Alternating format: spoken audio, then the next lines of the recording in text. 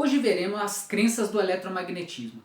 A principal crença do eletromagnetismo inicialmente era de que a carga elétrica existia. Então a carga elétrica faria parte, era um dos elementos fundamentais que existiam no substrato da existência.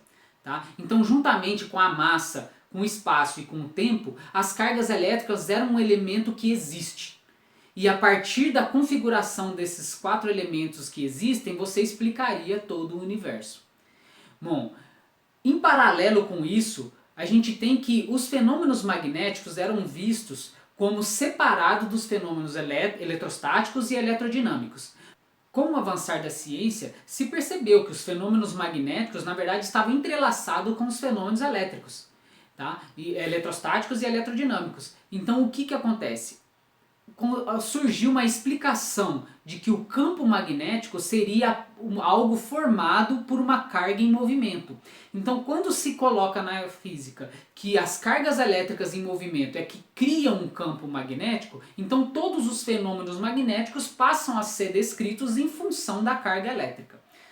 Pronto, então nesse instante existe uma fusão entre o magnetismo e toda a explicação eletrostática e eletrodinâmica, culminando no termo eletromagnetismo. Então todo o eletromagnetismo era visto como propriedades de cargas elétricas e suas dinâmicas. No entanto, vai chegar um momento em que até mesmo as cargas elétricas vão ser destronadas do posto de existência. Assim como a gente já viu que tanto a massa foi destronada do campo da existência e o tempo também foi destronado do campo da existência. E o espaço a gente vai ver na próxima aula com a teoria da relatividade. Bom, mas agora vamos ver como que a carga elétrica foi destronado do ato de existir.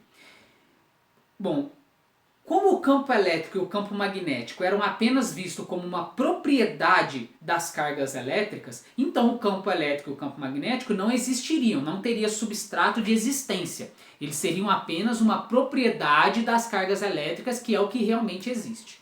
Ou seja, um campo elétrico era definido como sendo a força que apareceria numa carga unitária quando colocasse essa carga unitária de teste naquele local. Certo? Então era apenas uma suposição. Então o campo elétrico era uma suposição de uma força que apareceria se colocasse uma carga elétrica unitária naquele local. Bom, então o campo elétrico não existiria. No entanto, depois dos trabalhos de Maxwell e Faraday, que fizeram a belíssima união da teoria eletromagnética nas equações de Maxwell, aquela belíssima equação, lá fica claramente, dá para ver a independência do campo eletromagnético em função das cargas. Ou seja, chegou um momento em que se percebeu que a variação do campo elétrico cria um campo magnético e a variação do campo magnético cria um campo elétrico. E mais, essa variação do campo elétrico que cria o campo magnético e a variação do campo magnético que cria o campo elétrico, eles vão se propagar no universo, eles se propagam independente de cargas elétricas. Tá? Então você tem um local do espaço lá, no caso a luz foi vista como se fosse uma onda eletromagnética. Então ao se colocar a luz como uma onda eletromagnética, então a luz começou a ter completamente independência das cargas elétricas. Então agora você não pode mais falar que o campo elétrico é uma propriedade da carga elétrica. O campo elétrico e o campo magnético ganharam independência das cargas elétricas. Então, ou você coloca os dois como existentes, ou você coloca a carga elétrica como algo que existe, e o campo elétrico e magnético como algo também existente no universo, ou você coloca os dois como propriedades de alguma coisa que você não sabe o que é. E é óbvio que a gente vai colocar os dois como propriedades de algo que a gente não sabe o que é. Certo? Da mesma forma como todos os outros fenômenos do universo. Bom, muito parecido, não é mesmo, com aquele vídeo que a gente fez da incognoscibilidade da substância fundamental. Ou seja, você nunca vai conseguir olhar e nunca vai conseguir perceber o que realmente existe no universo. Tá? Então essa independência que colocou em pé de igualdade o campo elétrico e as cargas elétricas, agora falam o seguinte: olha, não são as cargas elétricas que criam o campo elétrico e não são os campos elétricos que criam as cargas elétricas. Os dois estão em pé de igualdade e existem existem independentemente um do outro no universo. E mais, para você agora interpretar as leis e as equações de Maxwell que regem todo esse comportamento de cargas e campo elétrico, você necessitaria de um substrato mais fundamental que daria o pilar para sustentar todos esses equacionamentos.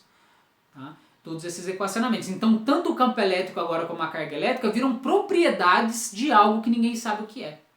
Certo? Assim como todos os outros elementos fundamentais.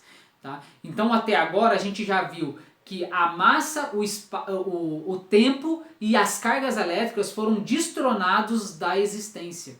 Então, eles viraram apenas propriedades de um sistema. Certo? Propriedades de um sistema que não possui um substrato fundamental de que realmente existe.